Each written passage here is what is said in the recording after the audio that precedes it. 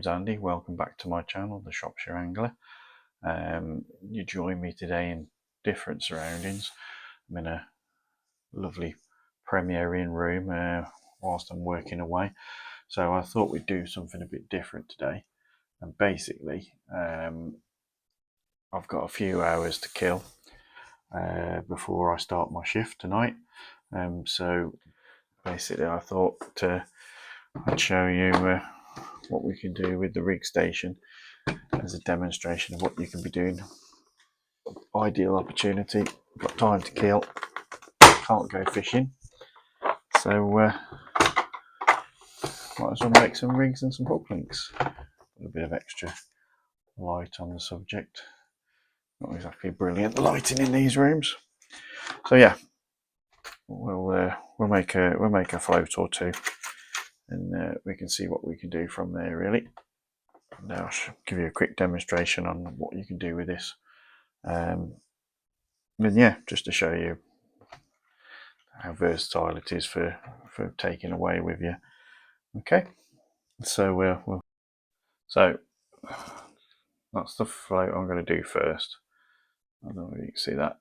That's a edge float. It's for the margin fishing.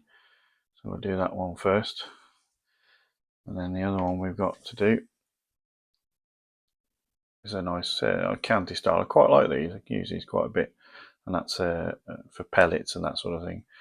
But yeah, we'll do that one as well. First of all, you can load up 2 lines at a time on here. And just fasten down. Spindles, you can swap them over.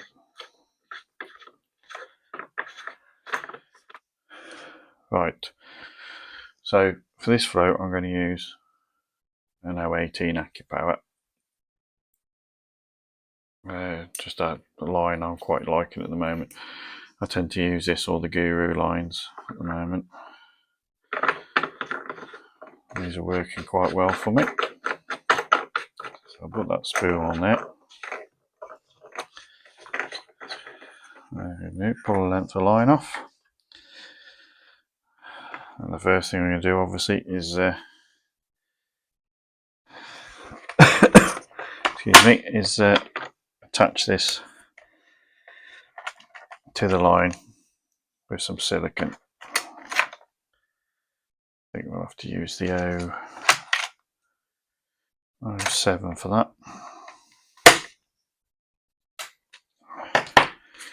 So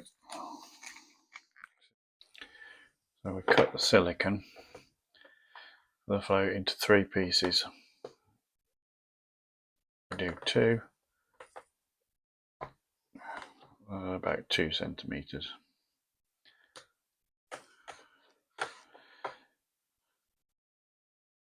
And your third one, I normally do twice that. And that's your tail rubber, that's the one that hangs over slightly. So those are the 3 rubbers you need to secure your float. Always 3. I used to use 2, but sometimes you get a bit of a snag or something. Not having that one in the middle of the stem can cause the stem to get damaged or broken. So 3 is always a safe bet. So yeah, those are the silicones, and we'll put them onto the line. So put it on the line first. So you go through the eye, and this particular float has got a hole in the body, so you can thread it through.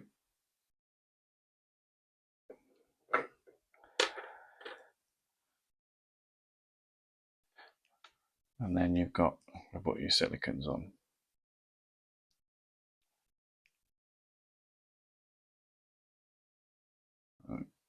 One.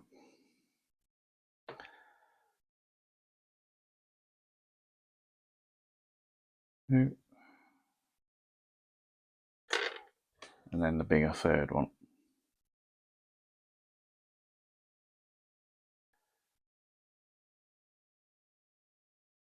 All fingers and thumbs. Okay, so that's that one on. And then what you do is Drop them onto the line. I like to sometimes wet the line with a bit of saliva.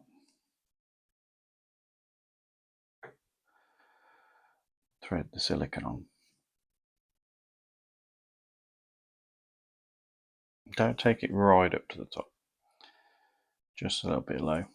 That prevents damage to the float if you get into a snag or something. And the next one goes in the middle.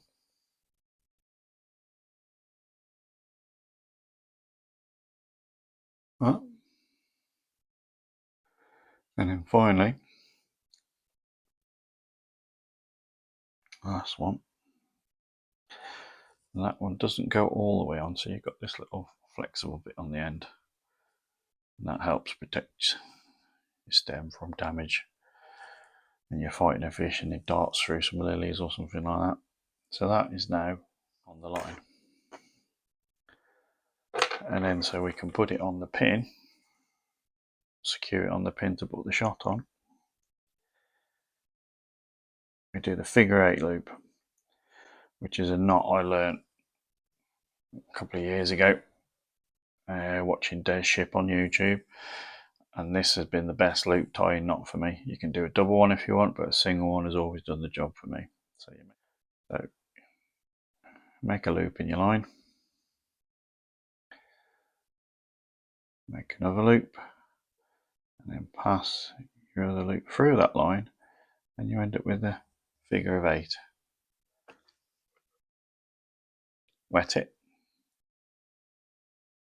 and then pull it tight. Now you can use, and that's a strong knot, that's not going anywhere.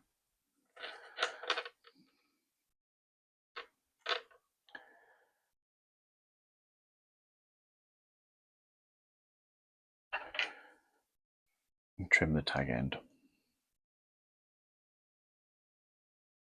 You get a bit more practice. It's been a bit awkward because I'm doing it from behind the camera whilst I'll record it, but you wouldn't have that much waste once you've done it a bit of time. And that loop is a little bit too big, but that would be quite useful actually when you're attaching your hook link.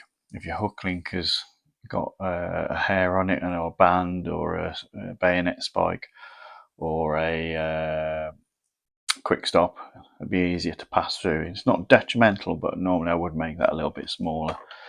You can either use your finger to pull down on to make it smaller, or you can get quite a few different guides out there. This is one I've used before, so you can get it down to different exact size loops. But I find even if you make it a little bit too big, which sometimes does happen, it's not detrimental.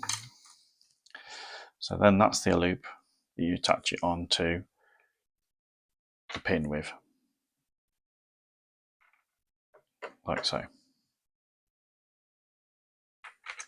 Right, so you tighten your line up between the 2 pins, and then we can add the shot. Now this will be a good test because this travelled down in the back of the van today. It's been rocked and rolled all over the place, but as you can see, all the shot are still in their correct trays, which that's good. I mean, my bag flipped over at one point, so that has been upside down. So that's pretty good going. Right, so this float, that's a 4x14, and that's about 0.4 of a gram. So that's about 6 number 8. So we'll shot pliers, and we get ourselves 6 number 8. My fingers are getting bigger, it's getting harder to do this. Right. With it tension like this, it's very easy then to just put your shot on the line. Simple as that. It just makes it so much easier with it being tensioned. I used to do this with a clamp and a nail on a bit of wood. This is so much better. You've got your float over the line across the first pin, through there, around the other loop, and there's the first 2 shot I've put on. So this is going to be the test now, doing this one-handed. Should demonstrate how much easier it is. So pick the shot up.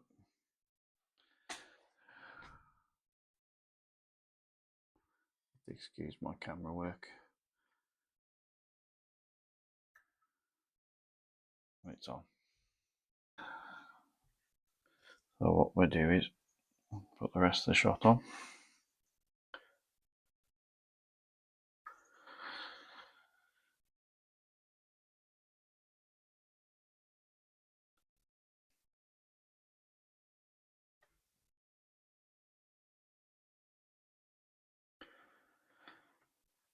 What I tend to do with all my rigs is I put it on as a bulk to begin with.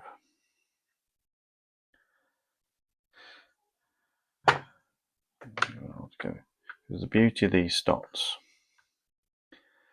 again, you haven't got to use Preston stots. Like Guru do cubes, and Maver do one. I think everybody does this style of shot. You can move this shot up and down without damaging your line. So what I tend to do is start it as a bulk, which is basically bulk shot on the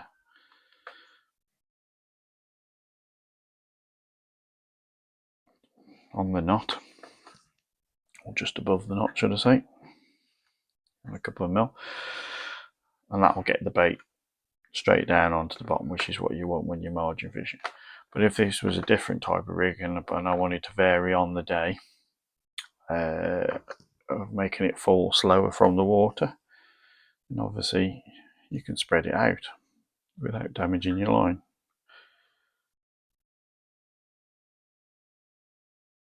Into like obviously you can go further apart when the ring is actually made up, because the float's still quite close there. You can spread it quite up simply, and then if you want it to fall faster to get past the smaller fish, the bigger ones on the bottom, then you can just put it back as a bulk shot. Now obviously when I'm at home, I have a tube with filled with water that I check the float in. I haven't got that with me today, but I know roughly from setting these floats up in the past that's pretty much spot on. But obviously on the bank you can add a smaller shot if you want to finally adjust how much of the tip is showing out the water. But so that's your shot on. In essence, that's your rig made. You know, any minor adjustment could actually be done on the bank, but that's the basic. That's how quick you can set up a rig nowadays. So I've got my shot on, I've got my hook link loop tied, I've got my rig, my float on the rig. So we'll go through that again, but this time we'll tie a different float. We'll tie this Chianti style float. So again, I've got my line off the spool ready.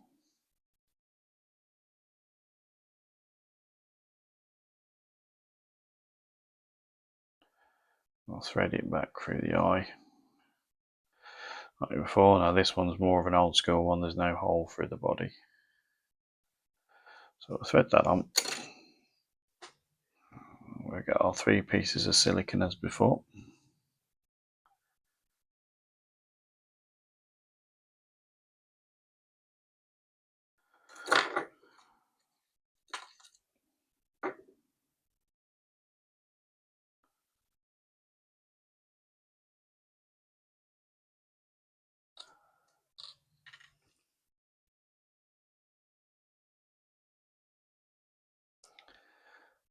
Attach the second one.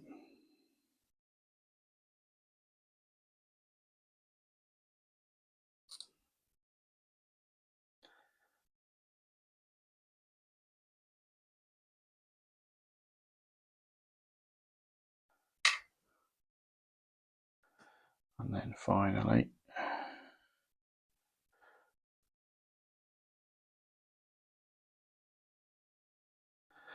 the third longer one. Leave that one overhanging a bit.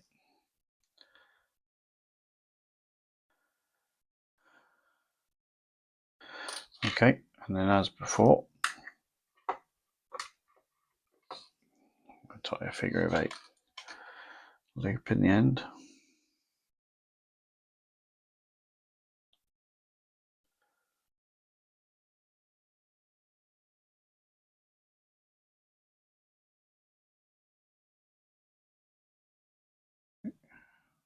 Tight. Alright, as before, tie the figure of 8 loop in the end.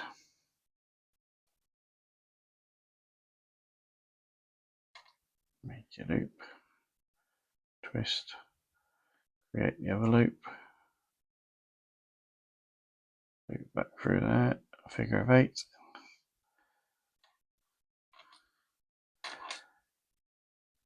Put it nice and tight.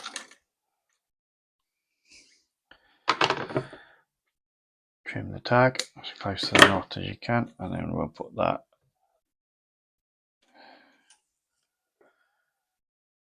back over the guide pin. Put the line around the top pin.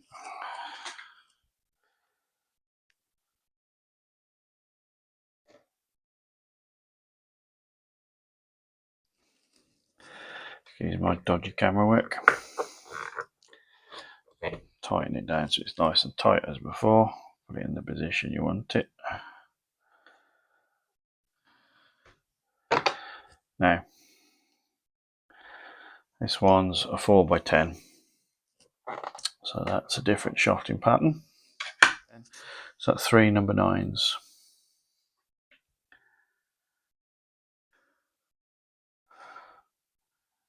And if you're ever unsure about the shotting weights, for doing these float rigs like I was at one point, that's just the easiest thing to do. You can look online and you can get plenty of information sheets. I've got one saved. I think I've got one printed on the wall somewhere in my little den, and it tells you what the grammage is, how many shot, what number of shot you required. 9 times out of 10 it works out. Sometimes you may need to tweak it sometimes you might need one less shot or a smaller shot. It all depends, because when the float's manufactured, it's not consistent, you know, how much varnish went on, how much glue went on. So the weight does vary sometimes minusculely, and it depends on how much float you want showing. Some people like to dot it down, so there's literally, you know, just a tip showing, which is all right for close in, but even with my varifocals, that's no good to me any further than a few feet from me. I sometimes, people will probably tell me in the comments it's the wrong thing, but I like to have a good bit of tip showing, so it'll show me indication and I can see what I'm looking for. I like to see a good clean bite. Okay, I might miss a few bites, especially when there's F1s about, but I like to see it go and gone. But yeah, sometimes, you know, people strike on just a dip like that. You know, if just as it's dipping doesn't go under properly, but it's never worked for me. But you probably tell me in the comments that works for you every time, and if it does, brilliant. So yeah, so we've got your free shot. We've got everything all nice and tight, so it's easy to do. And the same as before, we just pick up the shot, pop them on the line, squeeze. You don't have to be too overly concerned, I find, initially with your positioning, because as I say, if you're using stops or cubes or whatever, missed that one, stops or cubes or whatever, you can move them afterwards with no detrimental effect to the line. Moisten the line if you worry, because that always helps. 2, number 9.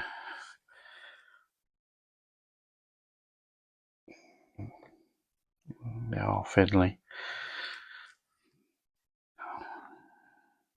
I'm going to put them on the line, so they're ready. So normally I just like to have it just above the knot.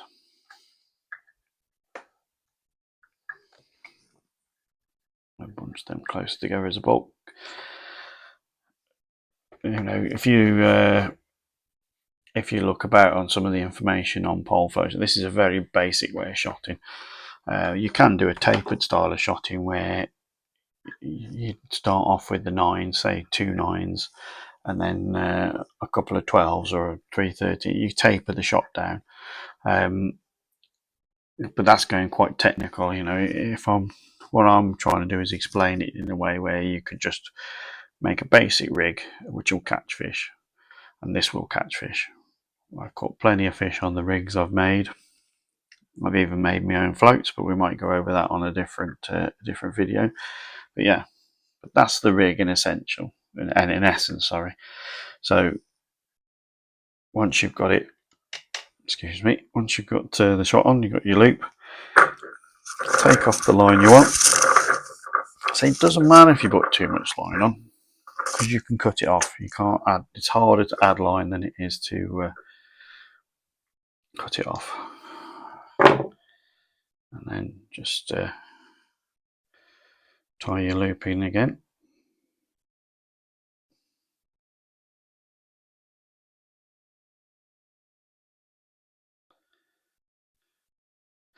I mean, if I get to the venue, it's a tiny loop, but it'll still work. If I get to the venue and the rig's too long, you can shorten it. It takes 2 seconds to shorten it.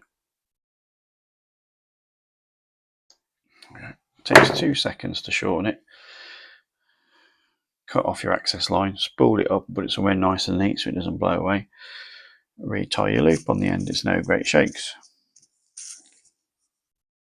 And then, so that's the second rig done. Simple as obviously before you put that onto your winder, you put on the length of line you want for your rig. As a rule of thumb, I suppose, if you make it so you can go up to a depth of 5 foot, you're not going to go too far wrong and then give yourself another 4 foot or something. Well, you can give as much line as you want if you want to be over cautious. I mean, when you buy a ready-made rig, I think it comes with about sometimes anything up to 5 meters of line. You just cut it down to size. But yeah, so that's basically how you use the rig station.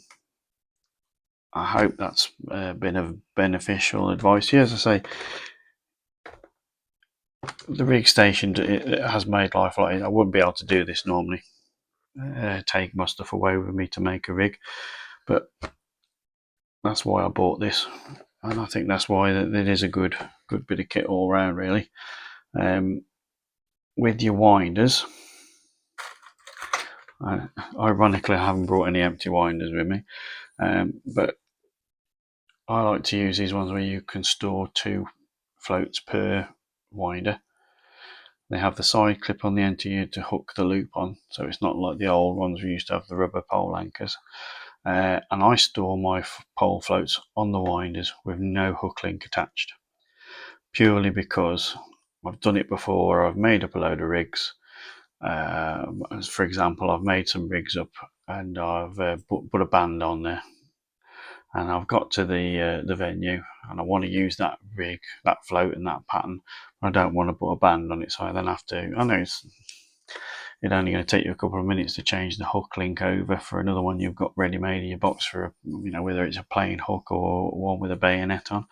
But I find it's just easier now, and listening to some other professional anglers online, and that if you store them without the hook links, it just simplifies it. Just easier to pick your float, pick your rig, and then pick how you want to present the bait. But yeah, I find that a lot easier. And as I say, there's plenty of people who make these winders that hold 2, but they either have a peg at the end, like this one, so you can hook your loop over where you touch your hook link over there, or on these ones there is actually a little hook just in there. I don't know if you can see that. You can hook it over, or there is actually a little triangle cut in, and that's where you can put, if you want to put it back on though, because sometimes when I've finished using the rig, if I'm trying to pack up quickly, I will put it back on with the hook. But as I say, normally when I'm making them fresh, no hook link on. I found that works out easier, because otherwise you have to make more floats, because you want, I don't know, 5 Chianti flutes for banded or 5 Chianti flutes for soft pellets. Whereas now, doing it that way, not having the hook link on, it gives you more flexibility and more choice. So now we've tied the rig, popped it onto the winder, we'll make some hook links to go with those rigs. So to tie the hook links, you use the small pins, and they go in the board on the small holes along the bottom. And for this instance, we're going to tie a 15 centimeter, which is about 6 inches, which is the primary size I tend to use for most of my hook links for pole fishing. But obviously you can tie as low as a 3 on this, but we'll do a 6 inch today for ease. And what we'll do is we'll tie this as a hair rig. So we'll slack some line, and we'll put a bait band on. So that can be then used for fishing with a hard pellet or a dumbbell style wafter or boilie. Okay, so what we need to do, and fingers and thumbs again, got your bait band, thread your line onto your line. Now this is where your figure of 8 comes in again. I found this is the best one for me personally to get it on. So you twist your loop, like I showed you before, make a loop in the main line, then twist your loop, and you've got your figure of 8. Now what you tend to do with this one, to get it as close as the band you got, so you can get close to the band as you can get, is you tighten it and then just pull it tight. Sharp movement like that. And then the knot is really close to the band then. Okay. And then it's just a case of trimming your tag end.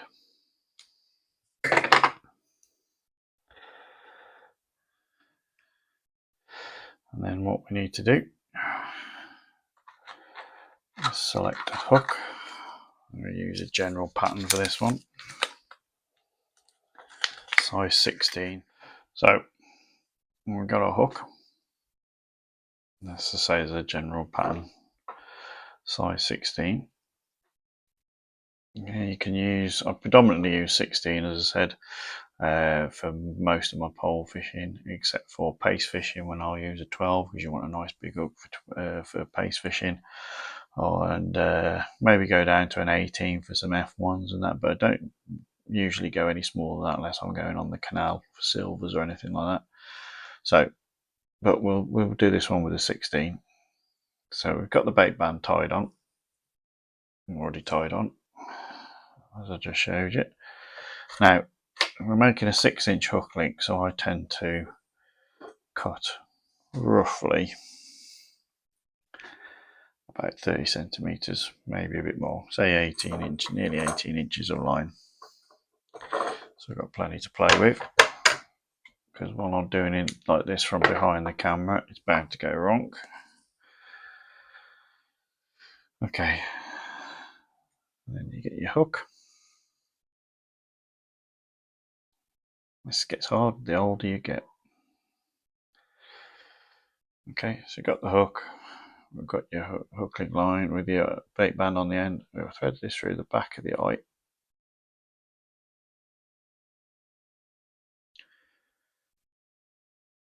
Like so. And then what I tend to do is, for the positioning of the band or the bayonet or whatever you're using, is I have it just below, oops, get that to focus, just below the bend of the hook, literally a couple of mil. And then once you've done that, hold that in place, grip your hook, leave the shaft showing, as much as the shaft showing as you can. It can be a bit tricky with small hooks, you've got big fat thumbs like me. So position it just below the loop, grip it. Now, rule of thumb, I do about 12 turns, but sometimes it doesn't go like that because of how you're counting and whatever. 1, 2, 4, 5, 6, 7, 9, 10, 11, 12. And now what you want to do is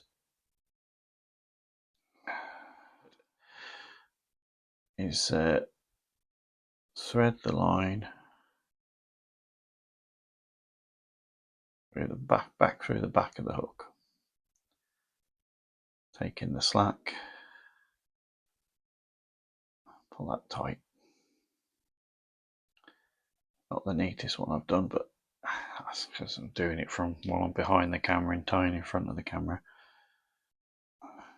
Okay, and that's what you end up with. Taking it back through the back of the hook tends to get the hook to kink back that way,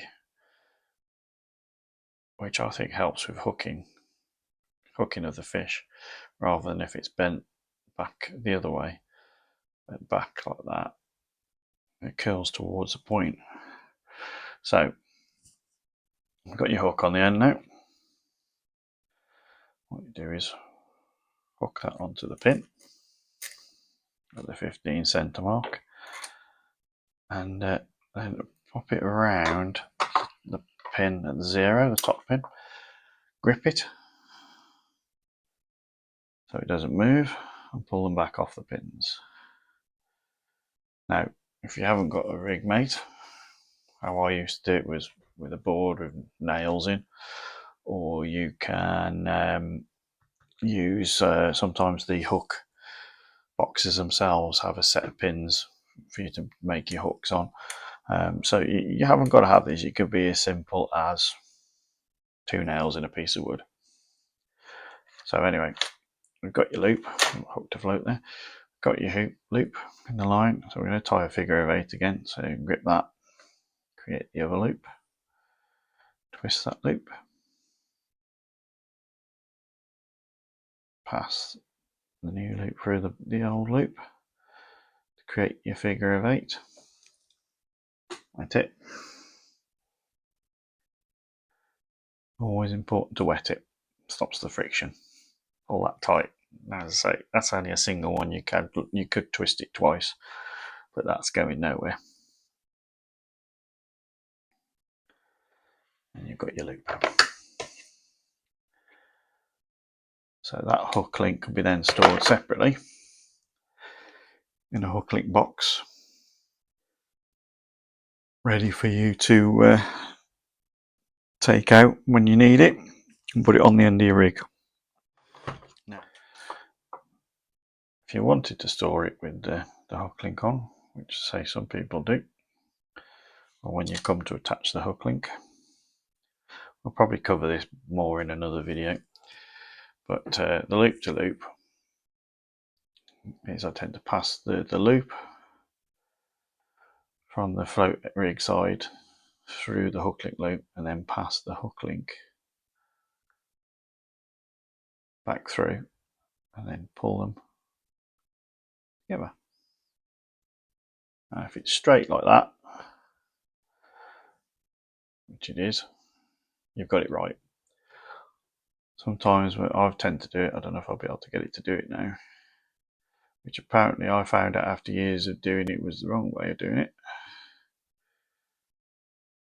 Let's see if we can get it to happen now. Is if you hook link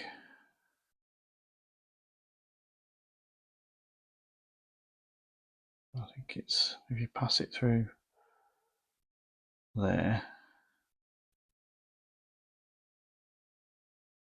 if you do it all off the one side, pass the hook link through and then to get, see what I mean about having the bigger loop, it's easier to get the bait band through. Pull it tight.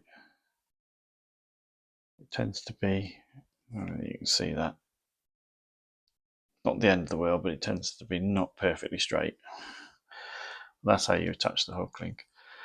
And then you can see as you want to remove it, just push them together. I must admit it's happening easy now. It doesn't always happen this easy when you've been on the bank and you've caught a few fish and pulled it nice and tight. Unthread it, separate your hook link. Box to use another time.